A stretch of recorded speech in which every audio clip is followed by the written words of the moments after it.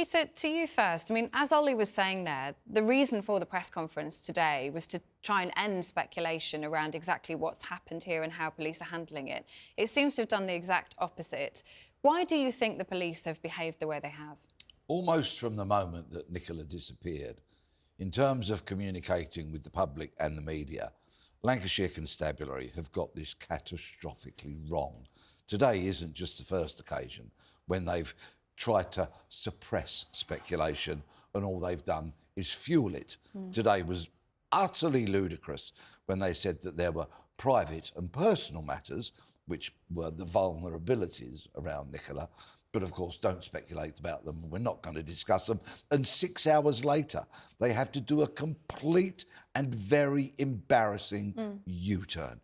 It's been a catastrophe from start to finish, and this case will be remembered for years. It will be used on senior officer training courses as the finest example of how not to communicate.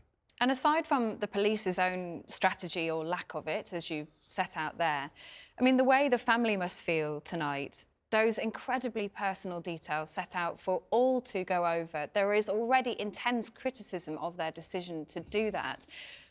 Why would the police choose to release that kind of information? Because surely it won't help the investigation. It may just prompt more questions. I'm absolutely sure that the police will have consulted with the family over this. If they haven't, then that would be just another disastrous error. Right from the very start, I'm sure the police will have known about this, but have decided to keep the genie in the lamp, Is it unusual for them to say something like this, though? What was unusual was that very early stage of this investigation, they said she's gone in the river, as opposed to adopting the more pragmatic and perhaps the more appropriate keeping an open mind kind of attitude. It really has been very ham-fisted. Virtually at every turn, they've got it wrong. And I think some people will, when the dust settles, need to be held accountable for this. And for the family and friends of Nicola, you know, the key question for them is, where is she? Where does this investigation go now? Well, the police were very clear today that there is no evidence of criminality and there is no evidence of third-party involvement, and that they are sticking to their line that Nicola went into the water. Of course, it's getting on for 3 weeks now since she disappeared, and whilst rivers and seas can sometimes be very slow to give up their secrets, if this investigation discovers that Nicola didn't go into the water, then all hell's going to break loose. In your experience, have you ever seen an investigation handled in this way? Certainly in terms of the communication part of it, it's been catastrophic. With regards to the investigation, it was 3 days before a senior investigating officer was allocated to the case, so there was no preservation of the scene in terms of it being potentially forensically useful and all of that. They clearly, at a very, very early stage, made their minds up. No matter how much they've tried to row back from it by saying, now we've got an open mind, way too late, and they got it really wrong. And does it concern you that there is now a conversation around police competence or incompetence? Some people asking pretty big questions whether the force has done everything right in this case. And it's not just this case, there are others around the country too. The length and breadth of the country, confidence in policing is at catastrophically low levels. And here was an opportunity perhaps to be professional, to get it right and try and regain some of that trust. It's done exactly the opposite. And of course, the public will now be potentially saying, well, they've told us this today about Nicola's alcohol problems. What else are they not telling us? What other secrets are there that might be drip-fed or otherwise leaked?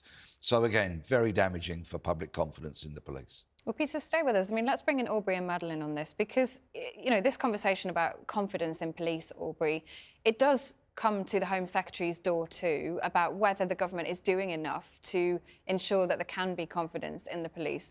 What are you hearing from your sources in and around the Home Office about this issue and others similar to it? I think there's great concern about the sort of low levels of confidence in the police, and cases like this don't seem to be an outlier anymore. I think Conservative MPs particularly worried about the sort of breach, if you like, of medical confidentiality, albeit probably with the permission of the family. Well, on that point, let's just take a look at Alicia Cairns' tweet, because that's exactly what she's been saying on Twitter today. Senior Conservative MP, you can see it there. She says, "I'm deeply uncomfortable with the police releasing Nicola Bulley's so-called vulnerabilities on menopause and alcohol. I struggle to ascertain how this will assist police in their search and investigations. I do see how it would assist those wishing to victim blame or diminish."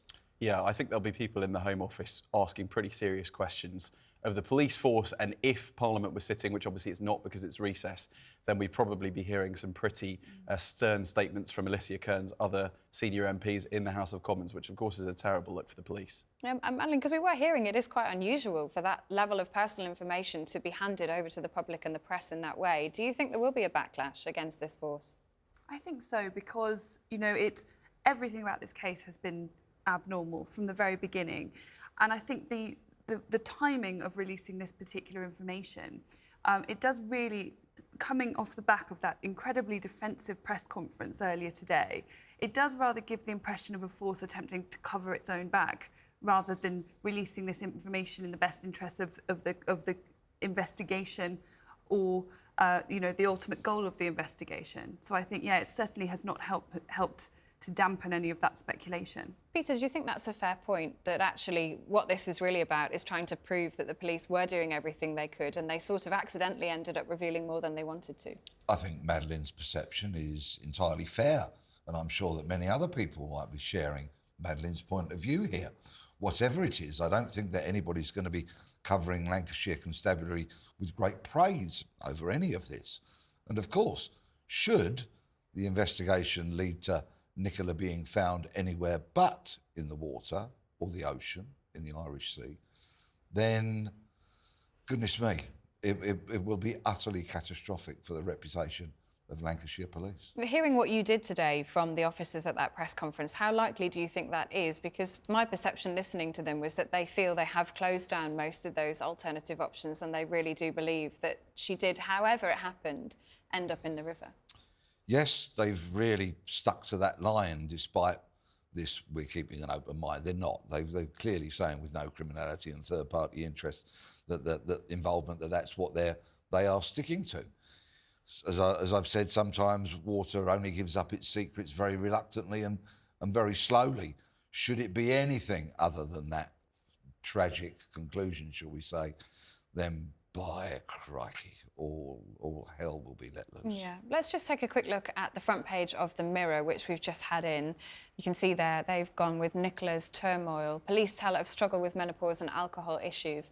I mean, Aubrey, it's a difficult question, I suppose, to ask of a journalist, so I'm going to put it to you anyway. Sometimes there is criticism of the way the media reports stories like this. Do you think that's fair in this case? Well, of course, the media sort of has a responsibility to communicate what is said, but obviously there are questions about whether or not medical confidentiality has been breached. So it's probably the most responsible thing for journalists to do, not to sort of necessarily promote or indulge in covering the sort of myriad of theories that are being dug up by amateur detectives online. That's probably the most sensible thing that journalists can do. But obviously, when it comes to the case, there is huge public interest in that. You can't deny that people really want to know what happened and want to share and give their own thoughts and opinions as well. Peter, I've been quite surprised by the number of people who have been turning up at this crime scene, TikTokers, people making videos for YouTube. Is that something that we are now seeing as a trend across all kind of crime scenes, or is this the first time we're seeing that happen? This is the first time that it's happened at such a significant level. And of course, Lancashire Police got a dispersal order because they were so concerned about it. They will have to look at this, and other police services will have to look at it and consider that this might be a trend that will repeat itself at other crime scenes, potentially. And that may well be very problematic. But with regards to what Aubrey said and the whole release of this information, I think if the police and the family have endeavoured to keep these matters secret, so to speak, there's a shocking naivety on behalf of the police here.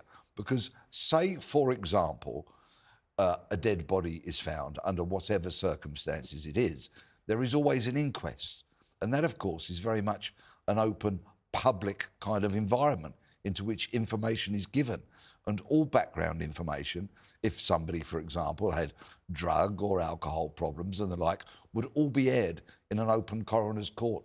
So it would, of course, all eventually end up in the public domain.